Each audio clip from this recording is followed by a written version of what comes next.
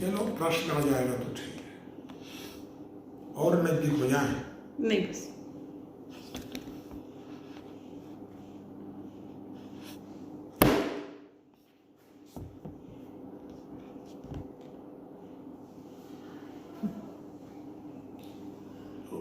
आज हम लोग रविवार को 11 बजे फिर आप लोगों के सामने लाइव उपस्थित हैं। आज का विषय है बेरोजगारी। बेरोजगारी क्या है नहीं है, क्यों है, इसकी परिभाषा क्या है, कई विषय इसके साथ सम्मिलित हो जाएंगे। देखिए, दुनिया में बुद्धिजीवी जो होते हैं वे हमेशा श्रम शोषण के लिए कोई नीतियां बनाते रहते हैं। ये सिद्धांत है। पुराने जमाने में क्या था, पश्चिम के देशों में पूंजीवाद और कृत्रिम ऊर्जा को आधार बनाया गया श्रम शोषण के लिए, और भारत में श्रम शोषण के लिए आधार बनाया गया जातीय आरक्षण को। स्वतंत्रता के पहले भारत में जातीय आरक्षण था। मतलब क्या था जातीय आरक्षण का मतलब? ब्राह्मण का लड़का ब्राह्मण ही बनेगा, पूजा ही कराएगा, चाहे मूर्ख हो, एक अक्षर न जानता हो। राजा का लड़का राजा ही बनेगा। यही तो आरक्षण है। जन्म के आधार पर जब उसको रिजर्वेशन मिल जाता है, जन्म के आधार पर, यह आरक्षण है। तो पुराने जमाने में श्रम शोषण के लिए जन्म के आधार पर जातियां बना दी गई, वर्ण बना दिए गए। ये हुआ भारत में। और पश्चिम में पूंजीवाद, कृत्रिम ऊर्जा का आविष्कार श्रम शोषण के लिए किया गया। ये हमेशा होता रहता है। अब आपको एक बात ये बताएं कि बुद्धिजीवी कभी भी प्रत्यक्ष आकर के आक्रमण नहीं करता है, वो पॉलिसी बनाता है। तो ये करते क्या है? परिभाषा बदल देते हैं। अब जब परिभाषा बदल दी गई तो रिजल्ट तो गड़बड़ होगा ही। 2 और 2 4। अगर 2 और 2 4 हम पढ़ते आए हैं और ये परिभाषा गलत हो तो सारा रिजल्ट बदल जाएगा। सूर्य घूमता है कि पृथ्वी घूमती है, पृथ्वी गोल है कि चपटी है। अगर हम पढ़ते रह गए पृथ्वी चपटी है, पृथ्वी चपटी है, तो सारा अर्थ बदल जाएगा। तो परिभाषाएं बदल दी जाती हैं। अगर वर्तमान में परीक्षण किया जाए परिभाषाओं का, तो बहुत परिभाषाएं बदली हुई हैं जिनको हम लोग समझते हैं कि सत्य है। हम लोग उनको सही पढ़ते भी हैं, पढ़ाया भी जाता है। अब जैसे फंडामेंटल राइट, मौलिक अधिकार क्या है, इसकी परिभाषा बदल दी गई और वही हम लोग पढ़ते रहते हैं। अपराध क्या है, तो अपराध की परिभाषा बदल दी गई। समाज शब्द की परिभाषा बदल दी गई। समाजवाद शब्द की परिभाषा अलग है एकदम, लेकिन जो पढ़ाया जाता है, जो सुना जाता है, ये परिभाषा पूरी तरह गलत है। उसी तरह से बेरोजगारी की भी परिभाषा बदल दी गई है। अब धर्म शब्द, आज धर्म का झगड़ा सारी दुनिया में क्यों फैला हुआ है? क्योंकि धर्म की परिभाषा बदल दी गई।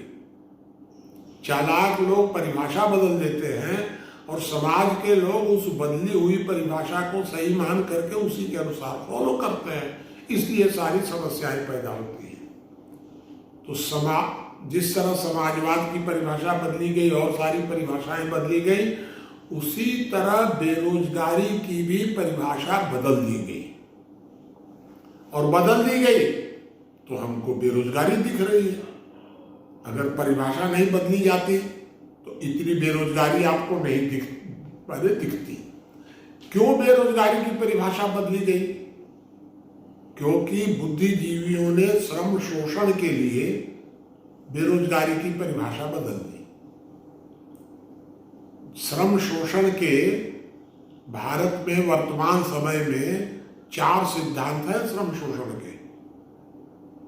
पहला है कृत्रिम ऊर्जा का मूल्य नहीं बढ़ने देना, ये पहला सिद्धांत है। दूसरा है कि श्रम मूल्य वृद्धि की सरकार द्वारा घोषणा करना। लगेगा कि एकदम मैं क्या बोल रहा हूं, पटान बोल रहा हूं, कुछ भी पागल सर, प्रश्न करिए। श्रम मूल्य वृद्धि की घोषणा जब सरकार करती है तो श्रम शोषण होता है, श्रम का मूल्य घटता है मार्केट में हमेशा। इसी तरह जातीय आरक्षण, ये जातीय आरक्षण भी श्रम शोषण का सिद्धांत है। श्रम शोषण करने के लिए जातीय आरक्षण का उपयोग किया जाता है। आपको ये बता दें कि श्रम शोषण के और भी कई तरीके लोग अख्तियार करते हैं। एक शब्द आप सुने होंगे, शिक्षित बेरोजगारी। शिक्षित बेरोजगारी श्रम शोषण का सिद्धांत है। तो भारत में चारों पर पूरा समाज और पूरी राजनीति, राज्य चारों पर काम कर रहा है। ये परिभाषा बदलने में सबसे तेज कौन है? आपको एक बात बता दें कि दुनिया में सबसे चालाक कम्युनिस्ट माने जाते हैं, साम्यवादी, सारी दुनिया में। अब परिभाषा को सफाई से बदलने में इन्हीं लोगों का हाथ रहता है। ये चारों परिभाषाएं यही लोग बदले हैं और सब पूरी दुनिया मान रही है, पश्चिम भी मान रहा है इन्हीं चारों परिभाषाओं को, क्योंकि इस परिभाषा से श्रम शोषण का सिद्धांत पुष्ट होता है। ये बड़ी विचित्र बात है। तो बेरोजगारी की परिभाषा भी इसी तरह बदली गई। बेरोजगारी की परिभाषा क्या होगी? देखिए, किसी भी व्यक्ति को अपनी आमदनी खर्चा के लिए या कमाई के लिए उसके पास 3 चीजें होती हैं। एक होता है श्रम, शारीरिक श्रम। दूसरा होता है शारीरिक श्रम के साथ साथ शिक्षा, मतलब बौद्धिक श्रम, शारीरिक श्रम के साथ। और तीसरा होता है पैसा, शारीरिक श्रम, बौद्धिक श्रम और पैसा। आप एक बात बताइए कि कमजोर तीनों में कौन होगा? जिसके पास एक चीज होगी। एक चीज किसके पास है? श्रमजीवी के पास। बुद्धिजीवी के पास तो दोनों है, श्रम भी है, बुद्धि भी है, शिक्षा भी है। पूंजीपति के पास तीनों है। तो कौन होगा? गरीब कौन होगा? शोषित कौन होगा? कमजोर कौन होगा? जिसके पास श्रम होगा। तो फिर शिक्षित व्यक्ति बेरोजगार हो ही नहीं सकता है, क्योंकि उसके पास तो श्रम भी है। अगर वो भूखे मरेगा तो श्रम करके जिंदा हो जाएगा। लेकिन श्रमजीवी बेचारा क्या करेगा? श्रम का जो मूल्य है अधिकतम, तो एक लिमिट है कि श्रम का मूल्य 300-400 से ज्यादा मिलेगा ही नहीं। अगर उसके पास स्किल्ड लेबर, ये स्किल्ड लेबर क्या होता है? तो स्किल्ड लेबर अगर होगा तो उसको 300-400 रुपये मिल जाएगा, नहीं तो 200, 250, 300 रुपये मिल जाएगा उसको। लेकिन बुद्धि का मूल्य कितना है? सीमा ही नहीं है। 10,000 भी हो सकता है, 20,000 भी हो सकता है, लाख भी हो सकता है उसके पास। और अगर पैसा है तो उसका तो और ज्यादा बढ़ जाएगा। तो जिसके पास शिक्षा और बुद्धि है और श्रम भी है वो बेरोजगार हो ही नहीं सकता है। लेकिन ये घपला करके बेरोजगारी की परिभाषा बदल दी गई और बेरोजगारी की परिभाषा को श्रम से,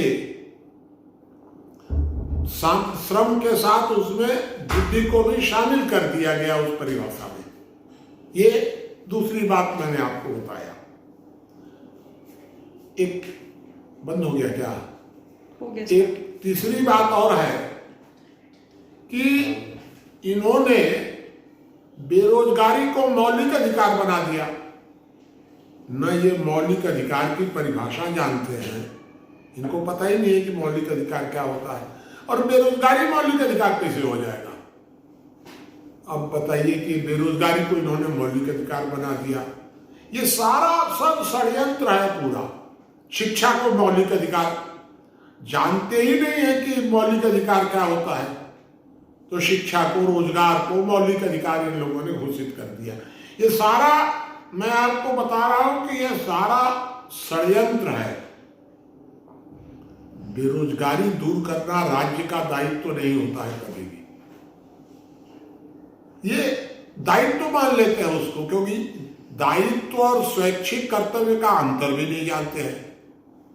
परिभाषा ही बदल दी इन्होंने दायित्व और स्वैच्छिक कर्तव्य की।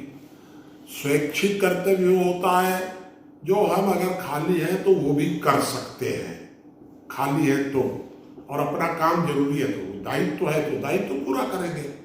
दायित्व के अलावा स्वैच्छिक कर्तव्य होता है। सुरक्षा और न्याय राज्य का दायित्व होता है। बेरोजगारी दूर करना राज्य का दायित्व नहीं होता है, वो स्वैच्छिक कर्तव्य होता है। तो इन लोगों ने क्या कर दिया उसको दायित्व। भूख मिटाना राज्य का दायित्व नहीं होता है, भूखे को भोजन देना। इन लोगों ने कर दिया दायित्व।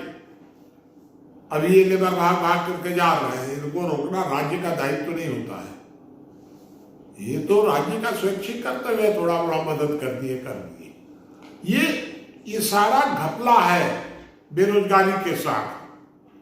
तो मैं आपको एक बात ये बता दूं कि बेरोजगारी की परिभाषा पूरी तरह बदल दी गई।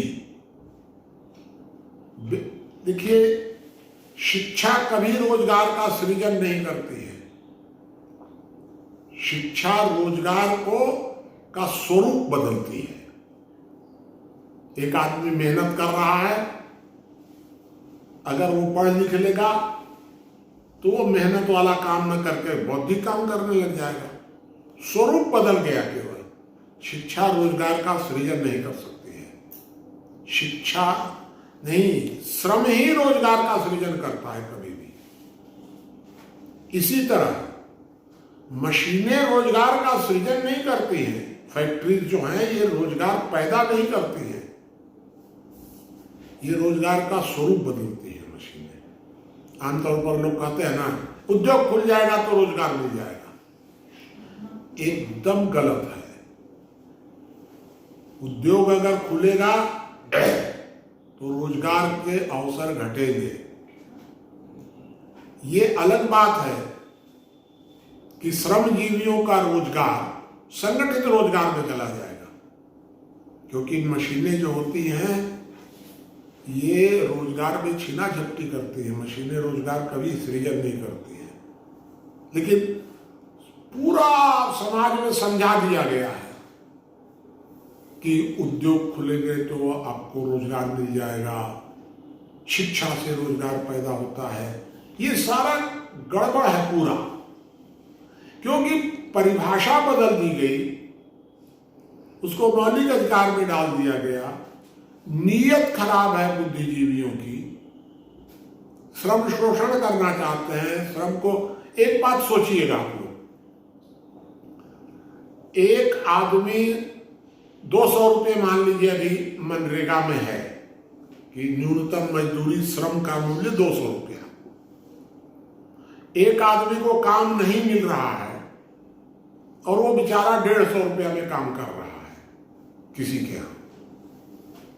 और एक पढ़ा लिखा आदमी जो है उसको 1000 रुपया रोज मिलना चाहिए और उसको 600 रुपया मिल रहा है, लेकिन वो काम नहीं कर रहा है। हमको तो 1000 चाहिए। तो बेरोजगार में सूची में किसका नाम है? उस 1000 वाले का, पढ़े लिखे का। होना किसका चाहिए?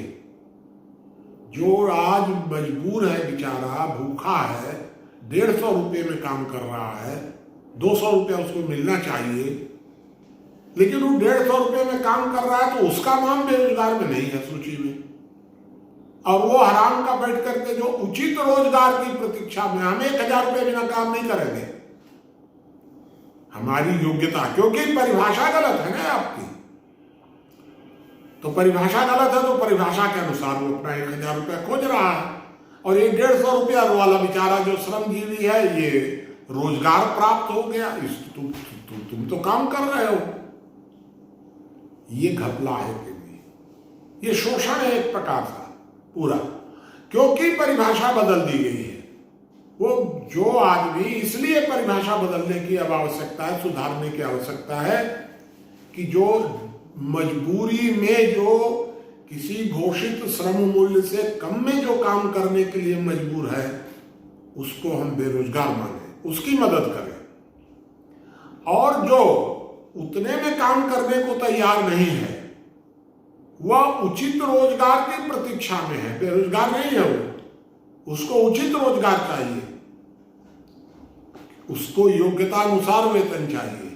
योग्यतानुसार वेतन मार्केट में ले, वो कोई हमारा कोई माने थोड़े वो ऐसा रिश्तेदार हो गया कि हमको देना ही पड़ेगा, हम बाध्य नहीं है उसको देने के लिए सबको, लेकिन सिर पर सवार हो जाएंगे क्योंकि परिभाषा बदल दी गई है बेरोजगारी की। आवश्यकता है इस बात की कि बेरोजगारी की परिभाषा को सुधारा जाए। आज बेरोजगार भारत में पुराने जमाने में कोई होता ही नहीं था। कौन था बेरोजगार? जो अपंग है बेचारा, कुछ नहीं कर सकता है, एकदम अपंग है, मरणासन है, भीख मांगने की उसको छूट थी और भीख मिलती भी थी और उसको उतनी भीख मिल जाती थी जितनी उसको जरूरत है। जैसे हम लोग देखते हैं, माने जो थर्ड जेंडर जिसको कहते हैं, तो जिसको थर्ड जेंडर कहते हैं वो भी बेरोजगार नहीं है, उनको भी भरण पोषण की समाज में व्यवस्था है। पुराने जमाने में तो कोई बेरोजगार होता ही नहीं था। और आज भी जो बेरोजगारी के आंकड़े आप सुन रहे हैं, इतना बेरोजगार, ये सब विदेशी परिभाषाओं के कारण, विदेशों के निकल। आज तक हमको कोई समझा दे, आप लोग सब पढ़े लिखे लोग यहाँ बैठे हुए हैं, आप लोग समझा दीजिए ना भाई हमको कि बेरोजगारी की डिफिनीशन वास्तव में क्या है, किसको बेरोजगार माना जाएगा। अभी वर्तमान समय में दुनिया की परिभाषा क्या है बेरोजगारी की? तो अमेरिका में कुछ अलग परिभाषा है, तो कहीं किसी की अलग परिभाषा है। भारत में भी क्या परिभाषा है पता ही नहीं है कुछ भी। बेरोजगार हम तो सुनते रहते हैं कि बेरोजगारी कभी सुनते हैं इतनी बढ़ गई, कभी सुनते हैं इतनी घट गई, न बढ़ी हुई पता चलता है न घटी हुई पता चलता है, क्योंकि परिभाषा गलत है, नीयत खराब है। और जब सब कुछ खराब है तो फिर क्या हम लोग विश्वास करें? इसलिए ये बेरोजगारी के नाम पर आज समाज में जो भ्रम फैलाया गया है, इस भ्रम को मूल रूप से समझने की, जड़ से समझने की जरूरत है। अगर परिभाषा ही नहीं गलत है तो फिर सारा आपका ऊपर का सब गलत हो जाएगा। बेरोजगारी दूर कर रहे हैं, अरे बेरोजगारी कभी दूर हो ही नहीं सकती है। जब है ही नहीं तो दूर क्या होगी वो? जब रहेगी तब ना। और अगर हम मान लें कि है, मान लें एक सीमा पर कि भाई एक कोई जो न्यूनतम श्रम मूल्य घोषित किया गया है उसके नीचे वाले को बेरोजगार मानेंगे, तो पहली बात तो यह है कि उसको हम बेरोजगार मानेंगे तो हमारा दायित्व तो नहीं है उसका पेट भरना, कर्तव्य है कि हम इसके नीचे वाले को हम मानेंगे। एक बात सोचिए, अगर लोगों को रोजगार नहीं मिलेगा तो समस्या तो पैदा करेंगे, वो लड़ाई करेंगे, झगड़ा करेंगे, लूटपाट करेंगे, भूखे रहेंगे तो क्या करेंगे वो? पुराने जमाने में तो था कि भाई व्यवस्था से पेट भर जाएगा, अब तो वो नहीं है। तो बेरोजगारी की कोई रेखा बना करके और उसको दूर करने का प्रयास करना गलत नहीं है। अब वर्तमान सामाजिक वातावरण में, परिप्रेक्ष्य में करना चाहिए। लेकिन आप ये बताइए कि अगर गाय का अनाज, गाय का खाना, हम गाय के लिए आटा पीस रहे हैं और कुत्ता खाएगा, कुत्ता मोटाएगा और काटेगा, गाय तो बेचारी भूखे मर जाएगी। तो हमको श्रमजीवियों के लिए, भूखों के लिए रोजगार की चिंता करनी है कि भरे पेट वालों के लिए करनी है, बुद्धिजीवियों के लिए रोजगार की चिंता करनी है। गाय का अनाज अगर कुत्ता खाएगा तो कुत्ते को मार के भगाना पड़ेगा, ये शिक्षित बेरोजगारी जो कहने वाले हैं, लोग कलंक हैं हम लोगों के लिए, शोषक हैं समाज के। कि शिक्षित बेरोजगारी, मार के भगाइए इन लोगों को एकदम। शिक्षित क्या चीज के बेरोजगार? हराम का खाने के लिए आ गए हो बेरोजगार। बेरोजगार वो है जिसके पास बेचारा श्रमजीवी है, खाने के लिए नहीं है, माने बेचारा मजबूर है, वो है बेरोजगार। तुम कहाँ के बेरोजगार हो गए? लेकिन मार के कौन भगाएगा? क्योंकि मार के भगाने वाला खुद ही उसकी नीयत खराब है।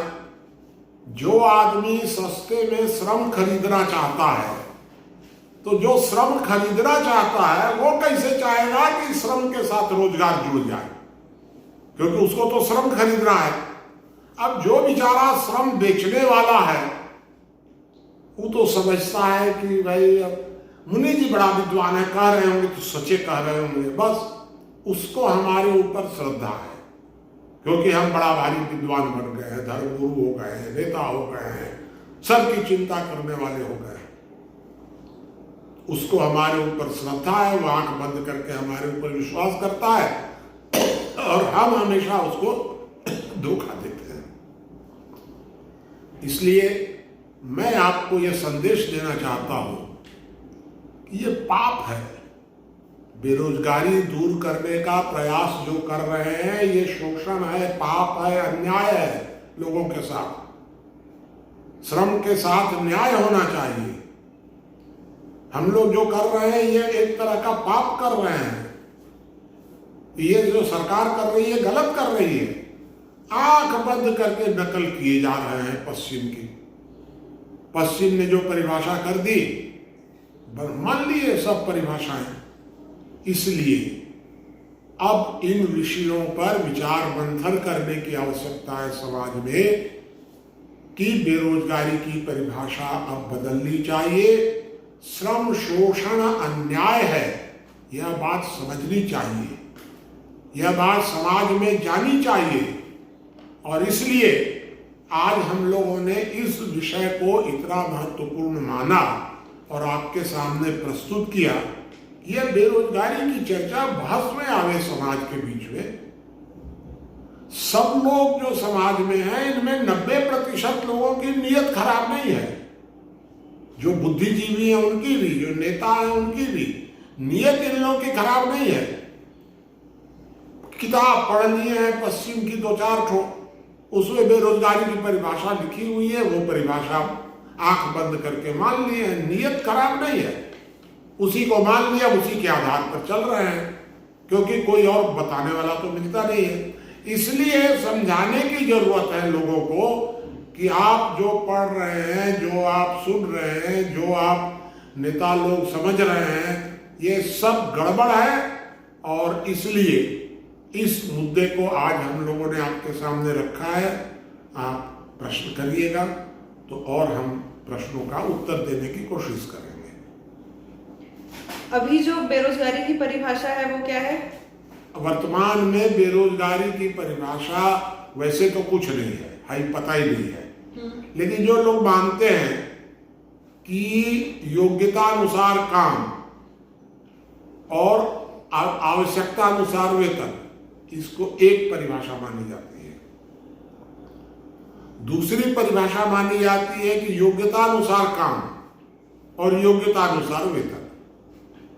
ये परिभाषा ज्यादा दुनिया में प्रचलित है, योग्यता अनुसार काम, योग्यता अनुसार वेतन। तो फिर इसमें बेरोजगारी क्या है? तो योग्यता अनुसार काम, योग्यता अनुसार वेतन जो है, ये तो कंपटीशन मार्केट है। आप जाइए कंपटीशन में, तो कंपटीशन में आप नहीं जाइएगा तो आप हमारे सिर पर बैठे रहिएगा बेरोजगार बन करके। एक कल्पना करो कि अगर सब लोग माने प्रधानमंत्री के लायक योग्य हो जाए, 1000 आदमी प्रधानमंत्री के योग्य हो जाए, तो एक को प्रधानमंत्री बनाएंगे तो 999 को हराम का बैठा के खाना देंगे उसको। बेरोजगार प्रधानमंत्री, बेरोजगार प्रधानमंत्री, विचित्र तर्क है बेरोजगार प्रधानमंत्री। अरे बेरोजगार प्रधानमंत्री जाकर मजदूरी कर, तुम हराम का खाने के लिए क्यों देंगे? अगर शिक्षा का स्तर खूब बढ़ जाए तो हम सबको फ्री में देंगे। ये बैठा हुआ इंजीनियर, बढ़ गए इंजीनियर, काय को इंजीनियर बने थे तुम? एक बात समझ लीजिए कि शिक्षा जो है ये रोजगार का माध्यम कभी नहीं बनना चाहिए। शिक्षा योग्यता का माध्यम है। आपकी योग्यता बढ़नी चाहिए, तो शिक्षा को रोजगार के साथ जोड़ दिया गया। सारा घपला है। और प्रश्न बताइए। तो जो श्रम का मूल्य एक निर्धारित होना चाहिए, वो किस बेसिस पे होना चाहिए? वो श्रम का जो मूल्य निर्धारित होता है उसका कोई बेसिस नहीं है, बनाया भी नहीं जा सकता है। वो स्थिति यह होती है कि सरकार अपनी आर्थिक स्थिति को देखते हुए कि हमारे पास, मान लो कि मेरे पास 1 किलो अनाज है, 1 किलो अनाज है, तो हम ये देखेंगे कि हमको किन लोगों को किस मात्रा में देना चाहिए। मात्रा हम तय करेंगे। अच्छा भाई ठीक है, 1 किलो अनाज है, 10 आदमी हैं अपने पास, माने सामने। एक तो तरीका है कि 100-100 ग्राम सबको दे दो। दूसरा तरीका है कि नहीं भाई, जो भूखा होगा उसको 300 ग्राम दे दिया जाए। उसका भूख तो मिटेगी 600 ग्राम में, लेकिन भूखे को 300 ग्राम दे दो। और जिसका आधा पेट है उसको 100 ग्राम दे दो, और जो भरा पेट है उसको मत दो। ये एक तरीका होगा। तो हमारे पास अगर अनाज जितना है उसके मुताबिक में हम तय करेंगे कि श्रम का मूल्य क्या होना चाहिए। श्रम का मूल्य किसी सिद्धांत के आधार पर तय नहीं हो सकता है। तो वो जो हम लोग कैलोरीज के बेसिस पे पढ़ते हैं, ये हम लोग पढ़ते हैं पश्चिम का। अच्छा, कि कैलोरीज के बेसिस, अगर कैलोरीज के बेसिस पर श्रम का मूल्य है तो फिर शिक्षित बेरोजगार कहां से हो गया? आप तय कर दीजिए कैलोरी बेसिस पर। तो कैलोरी बेसिस पर वर्तमान में क्या है पता है? वर्तमान में कैलोरी बेसिस पर शहर में 32 रुपया और गांव में 28 रुपया। यही तो है मूल्य अभी। और एक बात और बता दें कि सरकारी आंकड़ों के मुताबिक भारत में 15 करोड़ लोग ऐसे हैं वर्तमान में जो ये 32 रुपये से भी कम में गुजारा कर रहे हैं। आप दूर कर रहे हैं शिक्षित बेरोजगारी, इंजीनियर को रोजगार दे दो, फलाने को रोजगार दे दो, ठिकाने को रोजगार दे दो। आप 32 रुपये से कम में गुजारा करने वाले को मत दो। भारत सरकार ने नरेगा चालू किया है। नरेगा का अभी कितना है रेट? 202 रुपया की है। अभी तक 180 रुपया था। नरेगा चालू किया। नरेगा 180 रुपया में भी सरकार रोजगार नहीं दे पा रही है। 100 दिन का होगा, सुना हुआ 100 दिन देंगे। इसका मतलब कि 100 दिन से ज्यादा अगर कोई बेरोजगार है तो रह जाए। लेकिन ये हरामखोर लोगों को, पढ़े लिखे लोगों को रोजगार दो। किनको? एकदम अन्याय है। हम नरेगा वाले को रोजगार न दे, 180 रुपया वाले को, 200 रुपये वाले को रोजगार न दे और इनको रोजगार दे। ये सीधा सीधा घपला है। ये समझने की जरूरत है ये सब बातें। और प्रश्न? अब अगर जो आप बता रहे हैं कि 15 करोड़ ऐसे लोग हैं, हाँ, तो इनका पेट भरना किसका दायित्व है? क्योंकि बेरोजगारी मिटाना दायित्व तो समाज का होता है, समाज का है, समाज का दायित्व। लेकिन राज्य का स्वैच्छिक कर्तव्य है, राज्य को करना चाहिए, राज्य का भी कर्तव्य है। क्योंकि अगर उनको खाना ही नहीं देंगे मर जाएंगे बेचारे, क्योंकि समाज कर नहीं पा रहा है। अब समाज की व्यवस्था छिन्न भिन्न हो गई, फिर कभी इस पर और चर्चा करेंगे हम लोग। लेकिन समाज की व्यवस्था छिन्न भिन्न हो गई, राज्य ही समाज बन गया है वर्तमान समय में। तो समाज को, चूंकि समाज नहीं है तो राज्य समाज की जगह पर करे कुछ उन लोगों को जो भूखे लोग हैं। ठीक है, हम उसके विरुद्ध नहीं है कि 202 रुपया से कम वाले जो हैं, ये 202 रुपये का रेट कैसे बना है ये बता देते हैं तुम लोगों को। इसकी परिभाषा ये है कि प्रति व्यक्ति कैलोरी के हिसाब से जो न्यूनतम है वर्तमान में है 32 रुपया। जो 32 रुपया है ये 32 रुपए के हिसाब से 5 लोगों का परिवार माना जाता है कि 5 लोगों का परिवार होता है औसत, और उसमें एक आदमी कमाने वाला होता है, 4 खाने वाले होते हैं। इस हिसाब से 32 को बढ़ा करके इन लोगों ने 160 किया था 5 आदमी के परिवार को। अब मानते हैं कि अभी ये 10 साल पहले 32 रुपया था, अभी तक सुधारा नहीं गया, लेकिन अब मानते हैं कि 32 की जगह 35-37 हो गया होगा। तो इन्होंने 202 रुपया कर दिया कि भाई 40 रुपया हो गया होगा, घोषित नहीं हुआ है। ये 5 लोगों के परिवार की न्यूनतम आवश्यकताएं, जीवन के लिए जितनी आवश्यकताएं हैं उसको 5 गुना करके, और ये नरेगा का रेट निर्धारित होता है। ये भी तुम लोगों को नहीं पता होगा ये बात।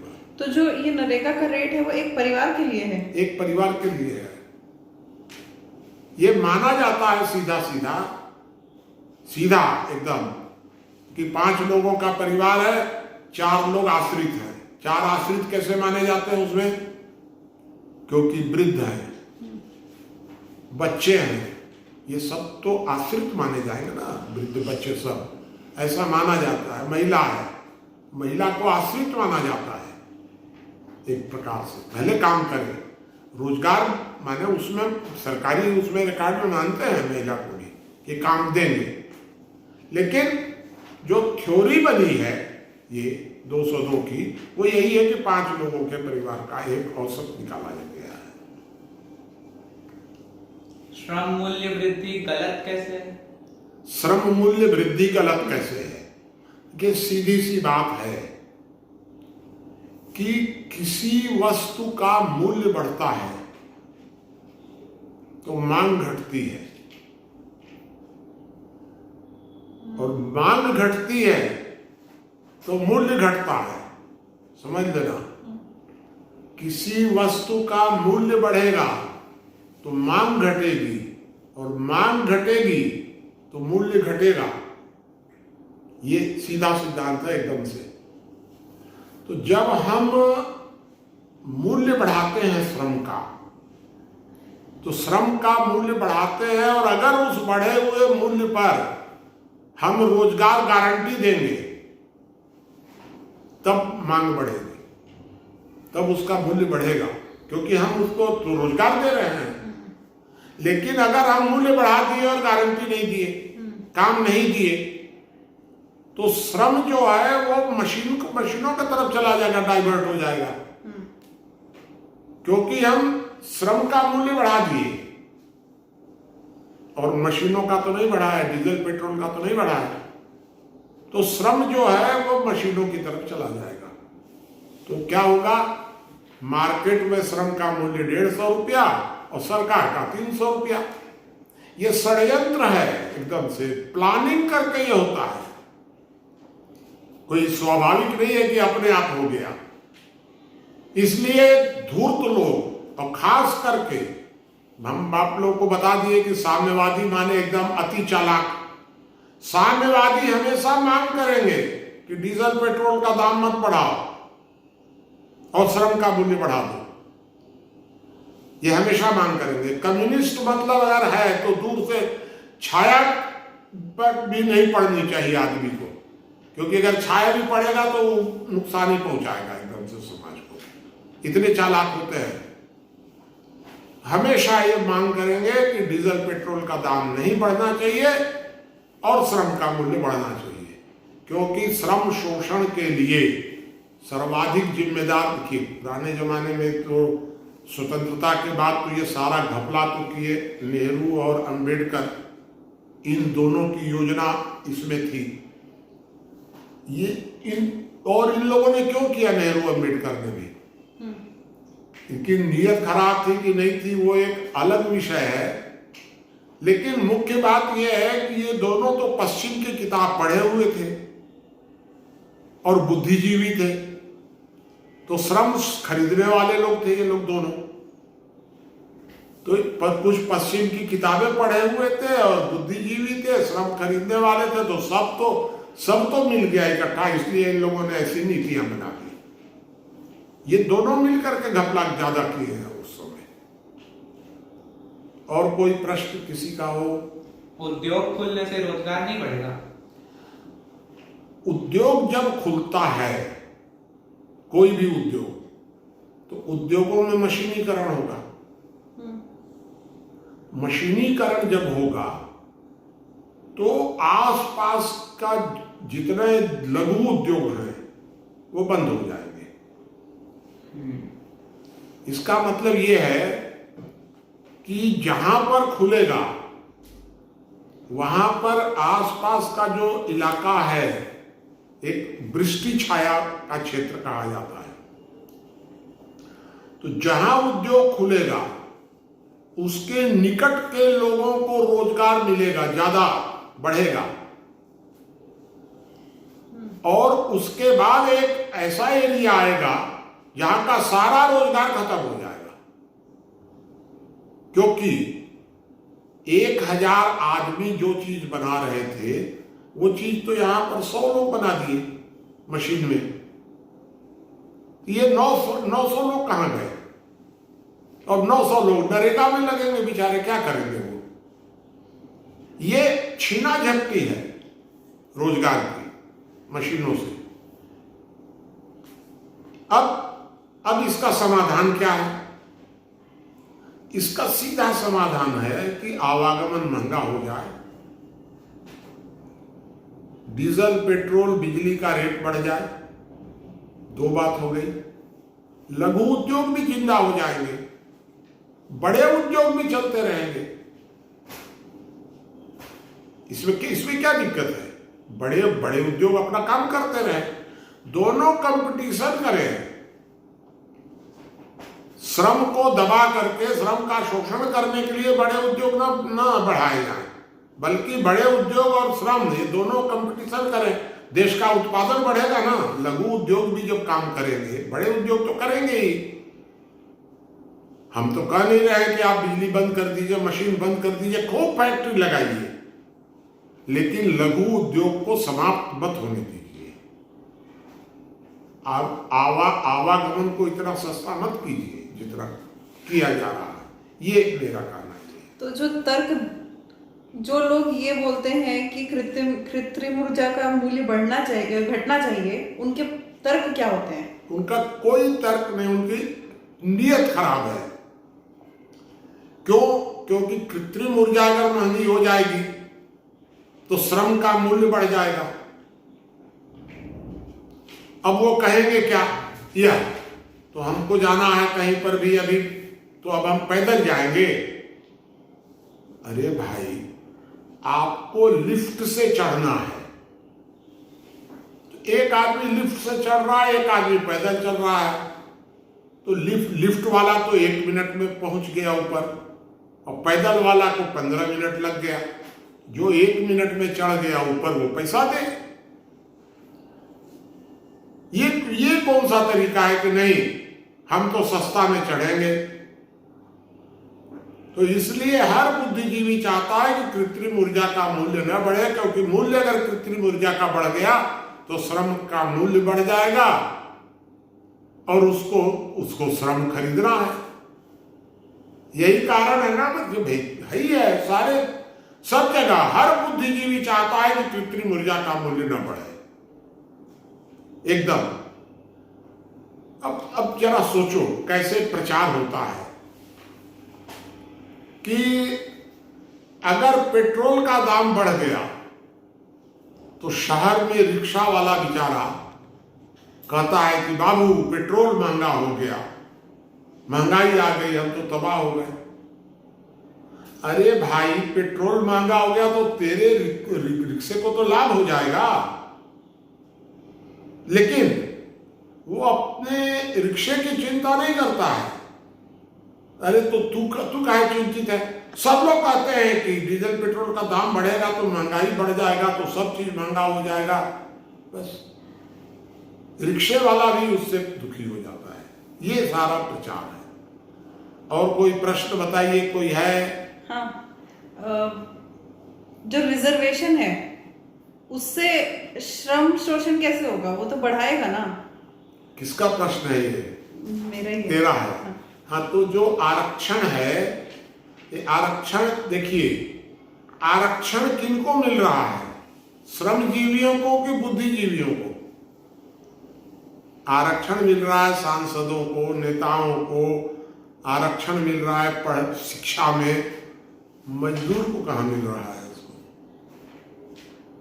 तो ये श्रम शोषण। एक बात और बताइए कि सब लोग जानते हैं, सब पूरी दुनिया जानती है कि आदिवासी और हरिजन जिनको आरक्षण दिया गया है, इनमें 90% श्रमजीवी हैं। 90%, 2-4% बुद्धिजीवी हैं। तो आपने आरक्षण किसको दिया? 90% को नहीं दिया, आपने दिया 2%, 4% जो बौद्धिक योग्यता रखते हैं। नहीं, जो श्रमजीवी हैं, हाँ, उनके जो बच्चे होंगे, हाँ, उनको आरक्षण दिया जाता है ताकि वो सस्ते में हाँ, पढ़ ले। तो उनको आरक्षण दे दिए हम, क्योंकि अगर उनमें बौद्धिक योग्यता होगी तब। अगर अब मजदूर के बच्चे हैं और उसके अंदर बौद्धिक क्षमता नहीं है तो वो तो मजदूरी करेगा, तो उसको क्या मिला? नीयत खराब थी इन लोगों की। ये नेहरू और अंबेडकर, ये लोग जो दोनों हैं ना इस प्रकार के लोग, इन लोगों को अगर मदद करनी थी तो श्रम की करनी चाहिए थी। श्रम मूल्य नहीं बढ़ने देंगे, श्रम की मांग नहीं बढ़ने देंगे। बुद्धिजीवियों का इन लोगों ने क्या घपला क्या किया है आरक्षण वालों ने, वो खाली इसमें मेन था, मैंने भूमिका है भीमराव अंबेडकर की, और वो घपला क्या है उसमें ये है कि 1947 के पहले सिर्फ सवर्ण लोग आरक्षण का लाभ उठाते थे, अवर्ण बुद्धिजीवियों को नहीं मिलता था। सारा सवर्ण बुद्धिजीवी लाभ उठाते थे उस समय। भीमराव अंबेडकर ने 1947 के बाद सवर्ण बुद्धिजीवी और अवर्ण बुद्धिजीवी इनका समझौता करा दिया कि लूट के माल में अकेला क्यों खाएगा सवर्ण, कि लूट का माल है तो अवर्ण बुद्धिजीवी भी हिस्सा लेगा।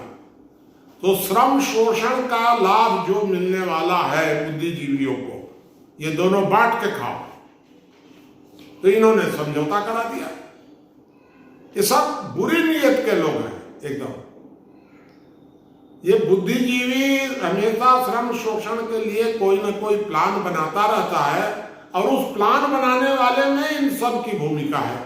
ये अंबेडकर को आप साधारण आदमी मत समझिएगा, बड़ा भारी बुद्धिजीवी, बहुत चालान, बहुत ऐसा मारे सबको घुमा फिरा करके कि बुद्धिजीवी खुश हो गए। आज आप लोग को एक बात बता दें कि आज पूरे भारत में हर बुद्धिजीवी अंबेडकर को बहुत पूजा करता है, बहुत अच्छा मानता है, क्योंकि अंबेडकर नहीं होते तो श्रम शोषण का ये अवसर नहीं मिलता इन लोगों को, बुद्धिजीवियों को। सब बुद्धिजीवी, चाहे वो प्रधानमंत्री हैं अभी वर्तमान में, चाहे विपक्ष के नेता हैं, चाहे और जितने बुद्धिजीवी होंगे, सब अंबेडकर को जरूर अच्छा मानेंगे, क्योंकि अंबेडकर ने एक मार्ग बता दिया इन लोगों को। ये तो बड़ा भारी मेरे घपला है ना ये तो। और कोई प्रश्न बचा है कि समाप्त करना है? जो फंडामेंटल राइट की डेफिनेशन में राइट टू एम्प्लॉयमेंट है, हाँ, उसमें क्या दिक्कत है? राइट टू एम्प्लॉयमेंट तो नहीं, right to employment, right to employment fundamental right हो ही नहीं सकता है। एक तो पहली बात यह है कि फंडामेंटल राइट की परिभाषा अब जानते ही नहीं थे ये लोग। ये अंबेडकर जो है ना, इनको फंडामेंटल राइट की परिभाषा नहीं मालूम थी। संविधान बनाते समय इन लोगों ने क्या किया था तुम लोगों को बता देते हैं। विदेशों की 2-4 जगह की किताब ले आए और किताब को खोल करके रख लिए, और रख करके उसमें से आधा इसमें से आधा इसमें से एक संविधान बना दिए और ला करके हम लोगों के सिर के ऊपर थोप दिए विदेशों का। ये तो इन लोगों ने किया है, संविधान बनाने वालों ने। ये सारा जो घपला है, अब ये फंडामेंटल राइट की परिभाषा ही नहीं जानते थे। फंडामेंटल राइट जो होता है वो संविधान प्रदत्त नहीं होता है, वो प्रकृति प्रदत्त होता है। व्यक्ति का। तो ये फंडामेंटल राइट की डिफिनीशन भी बदल दिए, सब बदल दिए, इसीलिए सारा गड़बड़ हुआ है। हमारा रोजगार प्राप्त करना हमारा मौलिक अधिकार है। हमारा रोजगार प्राप्त करना, लेना नहीं, रोजगार करना हमारी स्वतंत्रता है। रोजगार, अब हम पढ़े, एक ठो नेताजी कह रहे थे, जो अपने बच्चे को नहीं पढ़ाएगा उसको दंडित किया जाएगा। अरे भाई, तू कौन होता है दंडित करने वाला? हम पढ़े ना पढ़े, हमारी इच्छा है, हमारी स्वतंत्रता है। हम जिंदा रहे आत्महत्या करें, तुम कौन होता है रोकने वाले? आत्महत्या को भी इन लोगों ने घुसा दिया उसी के अंदर, हम आत्महत्या नहीं करने देंगे। इस प्रकार कुछ भी जानते नहीं है कि फंडामेंटल राइट क्या है। इस पर भी हम लोग चर्चा करेंगे। तो हर रविवार को 11 बजे चर्चा होती है, विषय हमेशा बदल जाया करेगा। और बचा है कुछ? तो आत्महत्या ठीक है? नहीं, आत्महत्या ठीक नहीं, आत्महत्या गलत है।